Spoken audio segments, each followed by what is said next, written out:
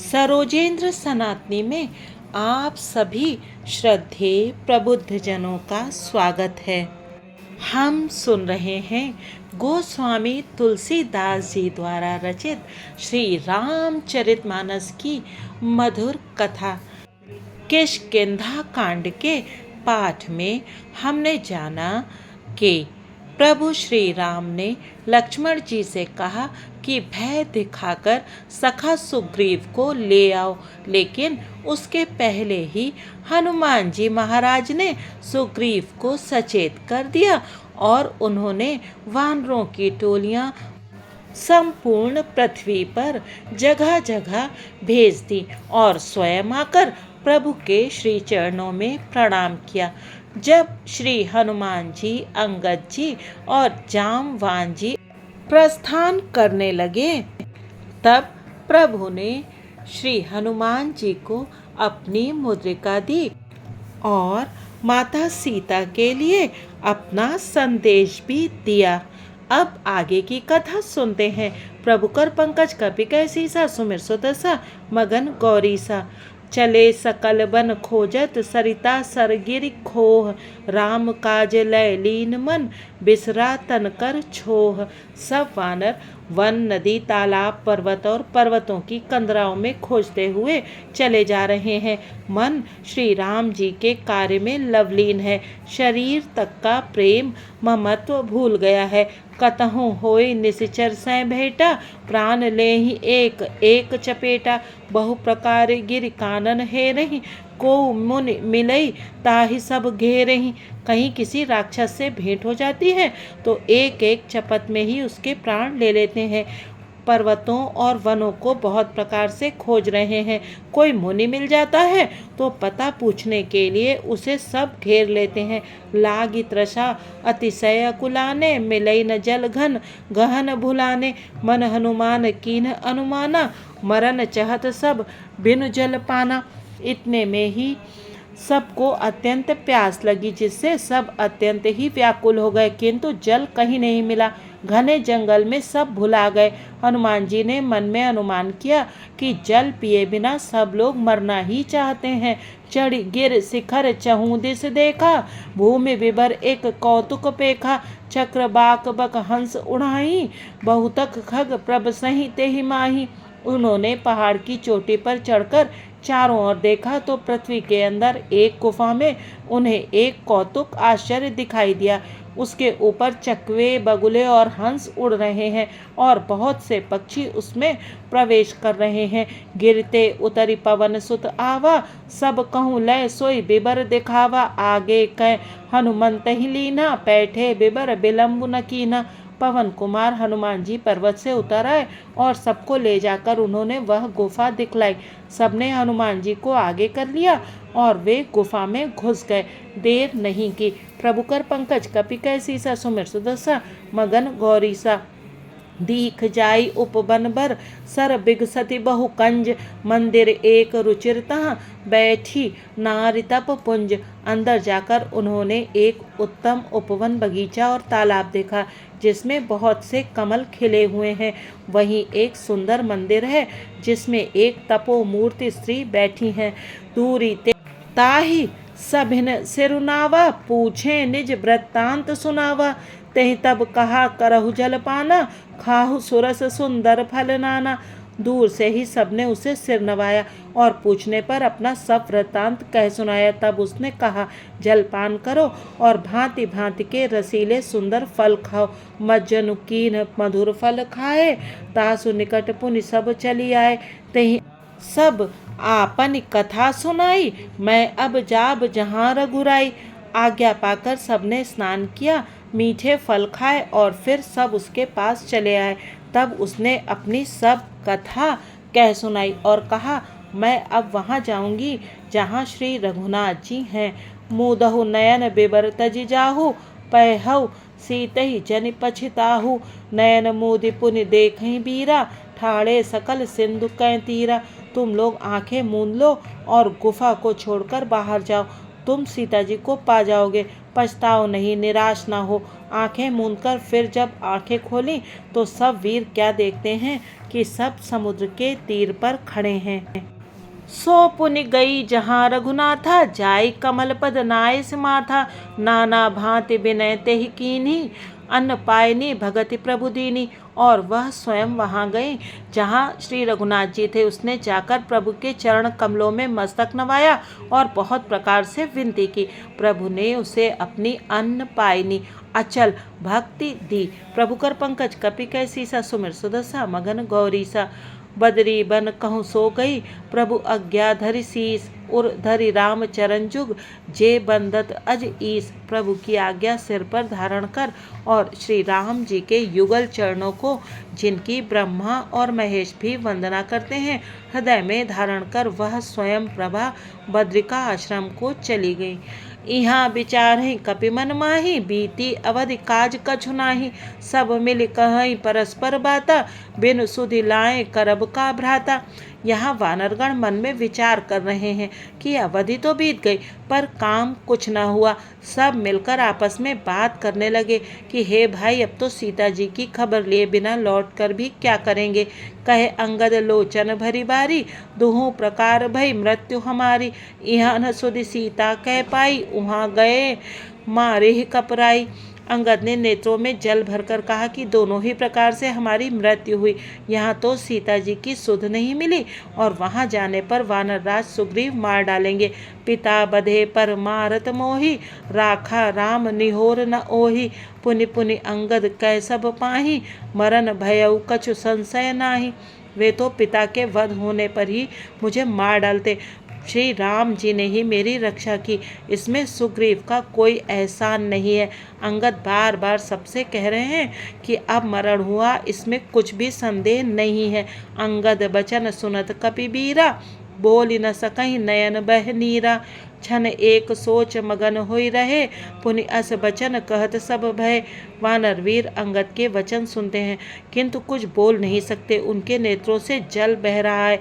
एक क्षण के लिए सब सोच में मग्न हो रहे, फिर सब ऐसा वचन कहने लगे। हम सीता कह सुधि लीन्हे बिना, नहीं जय हैं जुब राज प्रबीना। अस कहि लवन सिंधु तट जाई, बैठे कपि सब दर्भ डसाई। हे सुयोगी युवराज, हम लोग सीता जी की खोज लिए बिना नहीं लौटेंगे। ऐसा कहकर लवण सागर के तट पर जाकर सब वानर कुश बिछाकर बैठ गए। जामवंत अंगद दुख देखी, कहीं कथा उपदेश विशेषी। तात राम कहु नर जनि मानहु, निर्गुण ब्रह्म अजित अज जानहु। जामवान ने अंगद का दुख देखकर विशेष उपदेश की कथाएं कहीं। वे बोले, हे तात, श्री राम जी को मनुष्य न मानो, उन्हें निर्गुण ब्रह्म अजेय और अजन्मा समझो। हम सब सेवक अति बड़भागी, संतत सगुण ब्रह्म अनुरागी। हम सब सेवक अत्यंत बड़भागी हैं जो निरंतर सगुण ब्रह्म श्री राम जी में प्रीति रखते हैं। प्रभु कर पंकज कपि कैसी सा, सुमिर सुदसा मगन गौरी सा। निज इच्छा प्रभु अवतरई, सुर महि गो द्विज लागी। सगुण उपासक संगतः, रहई मोक्ष सब त्यागी। देवता, पृथ्वी, गौ और ब्राह्मणों के लिए प्रभु अपनी इच्छा से किसी कर्म बंधन से नहीं अवतार लेते हैं। वहाँ सगुणोपासक भक्तगण सालोक्य, सामीप्य, सारूप्य, श्राष्टि और सायुज्य सब प्रकार के मोक्षों को त्याग कर उनकी सेवा में साथ रहते हैं। एहि विधि कथा कहीं बहु भांति, गिरि कंदरा सुनी संपाति। बाहिर होई देख बहु कीसा, मोहि आहार दीन जगदीसा। इस प्रकार जामवान बहुत प्रकार से कथाएं कह रहे हैं। इनकी बातें पर्वत की कंदरा में संपाति ने सुनी। बाहर निकलकर उसने बहुत से वानर देखे। तब वो बोला, जगदीश्वर ने मुझको घर बैठे बहुत सा आहार भेज दिया। आज सबही कह भक्षण करऊं, दिन बहु चले आहार बिन मरऊं। कबहू न मिली भरी उदर आहारा, आज दीन विधि एक ही बारा। आज इन सबको खा जाऊंगा। बहुत दिन बीत गए, भोजन के बिना मर रहा था। पेट भर भोजन कभी नहीं मिलता। आज विधाता ने एक ही बार में बहुत सा भोजन दे दिया। डर पे गीध बचन सुनि काना, अब्बा मरन सत्य हम जाना। कपि सब उठे गीत कह देखी, जामवंत मन सोच विशेषी। गीत के वचन कानों से सुनते ही सब डर गए कि अब सचमुच ही मरना हो गया, यह हमने जान लिया। फिर उस गीत संपाति को देखकर सब वानर उठ खड़े हुए। जामवान के मन में विशेष सोच हुआ। कह अंगद बिचारी मन माही, धन्य जटायु समको नाही। राम काज कारण तनु त्यागी, हरिपुर गयो परम बड़ भागी। अंगद ने मन में विचार कर कहा, आहा, जटायु के समान धन्य कोई नहीं है। श्री राम जी के कार्य के लिए शरीर छोड़कर वह परम बड़भागी भगवान के परम धाम को चला गया। सुन खग हरस शोक जित बानी, आवा निकट कपिन भय मानी। तिन्हि अभय करि पूछे सी जाई, कथा सकल तिन ताई सुनाई। हर्ष और शोक से युक्त वाणी समाचार सुनकर वह पक्षी संपाति वानरों के पास आया। वानर डर गए। उनको अभय करके अभय वचन देकर उसने पास जाकर जटायु का वृत्तांत पूछा। तब उन्होंने सारी कथा उसे कह सुनाई। सुन संपाति बंधु कै करनी, रघुपति महिमा बहुविध बरनी। भाई जटायु की करनी सुनकर संपाति ने बहुत प्रकार से श्री रघुनाथ जी की महिमा वर्णन की। प्रभु कर पंकज कपि कह सीसा, सुमिर सुदशा मगन गौरीसा। मोहि लय जाहू सिंधु तट, देव तिलांजलि ताहि। बचन सहाई करबि मैं, पैहु खोजहु जाहि। उसने कहा, मुझे समुद्र के किनारे ले चलो, मैं जटायु को तिलांजलि दे दूं। इस सेवा के बदले मैं तुम्हारी वचन से सहायता करूंगा, अर्थात सीता जी कहाँ हैं सो बतला दूंगा। जिसे तुम खोज रहे हो उसे पा जाओगे। अनुज क्रिया करि सागर तीरा, कही निज कथा सुनहु कपिबीरा। हम दो बंधु प्रथम तरुणाई, गगन गए रवि निकट उड़ाई। समुद्र के तीर पर छोटे भाई जटायु की क्रिया श्राद्ध आदि करके संपाति अपनी कथा कहने लगा। हे वीर वानरों सुनो, हम दोनों भाई उठती जवानी में एक बार आकाश में उड़कर सूर्य के निकट चले गए। तेज न सही सक सो फिर आवा, मैं अभिमानी रवि नियरावा। जरे पंख अति तेज अपारा, पनेउ भूमि करि घोर चिकारा। वह जटायु तेज नहीं सह सका, इससे लौट आया, किंतु मैं अभिमानी था इसलिए सूर्य के पास चला गया। अत्यंत अपार तेज से मेरे पंख जल गए। मैं बड़े जोर से चीख मारकर जमीन पर गिर पड़ा। मुनि एक नाम चंद्रमा ओहि, लागी दया देखी करि मोहि। बहु प्रकार तेहि ज्ञान सुनावा, देह जनित अभिमान छड़ावा। वहाँ चंद्रमा नाम के एक मुनि थे। मुझे देखकर उन्हें बड़ी दया लगी। उन्होंने बहुत प्रकार से मुझे ज्ञान सुनाया और मेरे देह जनित देह संबंधी अभिमान को छुड़ा दिया। त्रेता ब्रह्म मनुज तनु धरिहि, तासु नारी निशिचर पति हरिहि। तासु खोज पटि एहि प्रभुदूता, तिन्हि मिले तै होब पुनीता। उन्होंने कहा, त्रेता युग में साक्षात परम ब्रह्म मनुष्य शरीर धारण करेंगे। उनकी स्त्री को राक्षसों का राजा हर ले जाएगा। उसकी खोज में प्रभु दूत भेजेंगे। उनसे मिलने पर तू पवित्र हो जाएगा। जमिहै पंख करसि जनि चिंता, तिन्हि देखाई देहि तै सीता। मुनि कहि गिरा सत्य भई आजू, सुनि मम बचन करहु प्रभु काजू। और तेरे पंख उगाएंगे, चिंता न कर, उन्हें तू सीता जी को दिखा देना। मुनि की वह वाणी आज सत्य हुई। अब मेरे वचन सुनकर तुम प्रभु का कार्य करो। गिर तिकूट ऊपर बस लंका, तहरह रावण सहज असंका। तह अशोक उपवन जह रहई, सीता बैठी सोच रत अहई। त्रिकूट पर्वत पर लंका बसी हुई है। वहाँ स्वभाव से ही निडर रावण रहता है। वहाँ अशोक नाम का उपवन बगीचा है जहाँ सीता जी रहती हैं। इस समय भी वे सोच में मग्न बैठी हैं। प्रभु कर पंकज कपि कह सीसा, सुमिर सुदशा मगन गौरीसा। मैं देखूं तुम नाही, गीधई दृष्टि अपार। बूढ़ भयउ न ता, करत्यों कछुक सहाय तुम्हार।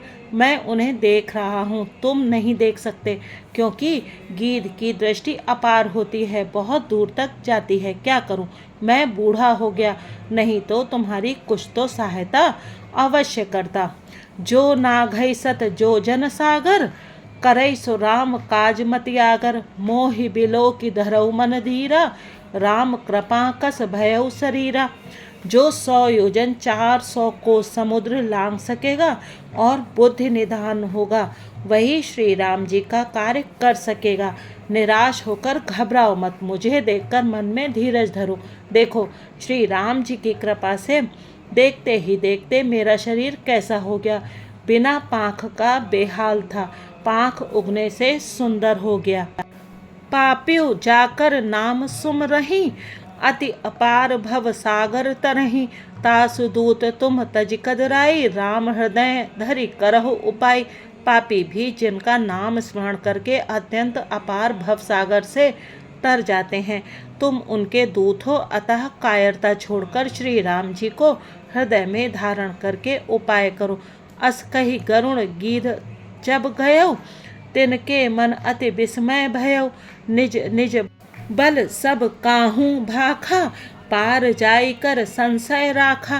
काक भुसुंडी जी कहते हैं, हे गरुण जी, इस प्रकार कहकर जब गीध चला गया तब उन वानरों के मन में अत्यंत विस्मय हुआ।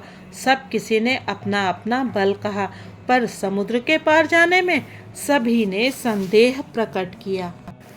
जरट भयऊ अब कहई रिछेसा, नहीं तन रहा प्रथम बल लेसा। जबहि त्रिविक्रम भये खरारी, तब मैं तरुण रहूं बल भारी। वृक्षराज जामवान कहने लगे, मैं अब बूढ़ा हो गया, शरीर में पहले वाला बल का लेश भी नहीं रहा। जब खर के शत्रु श्री राम वामन बने थे, तब मैं जवान था और मुझ में बड़ा बल था। प्रभुकर पंकज कपिकै सीसा, सुमिर सुदशा मगन गौरीसा। बलि बांधत प्रभु बाढ़े, सोतनु बरनी न जाय। उभय धरी मह दीन ही, सात प्रदक्षिण जाय। बलि के बांधते समय प्रभु इतने बढ़े कि उस शरीर का वर्णन नहीं हो सकता, किंतु मैंने 2 ही घड़ी में दौड़कर उस शरीर की 7 प्रदक्षिणाएं कर ली। अंगद कही जाऊं मैं पारा, जिय संशय कछु फिरती बारा। जामवंत कहे तुम सब लायक, पठिए किम सब ही कर नायक। अंगद ने कहा, मैं पार तो चला जाऊंगा, परंतु लौटते समय के लिए हृदय में कुछ संदेह है। जामवान ने कहा, तुम सब प्रकार से योग्य हो, परंतु तुम सबके नेता हो, तुम्हें कैसे भेजा जाए। कहई रीछपति सुन हनुमाना, का चुप साधि रहो बलवाना।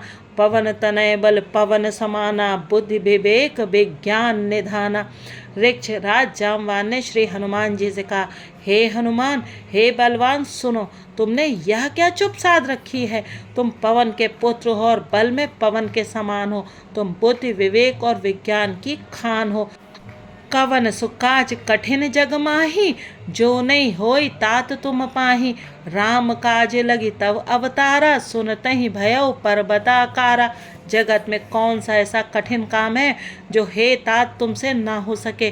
श्री राम जी के कार्य के लिए ही तो तुम्हारा अवतार हुआ है। यह सुनते ही हनुमान जी पर्वत के आकार के अत्यंत विशालकाय हो गए। कनक बरन तन तेज बिराजा, मानहु अपर गिरहिन कर राजा। सिंहनाद करि पारहि बारा, लीलहि नाघौ जल निधि खारा। उनका सोने का सा रंग है, शरीर पर तेज सुशोभित है, मानो दूसरा पर्वतों का राजा सुमेरु हो। हनुमान जी ने बार बार सिंहनाद करके कहा, मैं इस खारे समुद्र को खेल में ही लांघ सकता हूँ। सहित सहाय राव नहीं मारी, आनौ यहाँ त्रिकूट उपारी। जामवंत मैं पूछूं तो ही, उचित सिखावन दीजहु मोहि। और सहायकों सहित रावण को मारकर त्रिकूट पर्वत को उखाड़कर यहाँ ला सकता हूँ।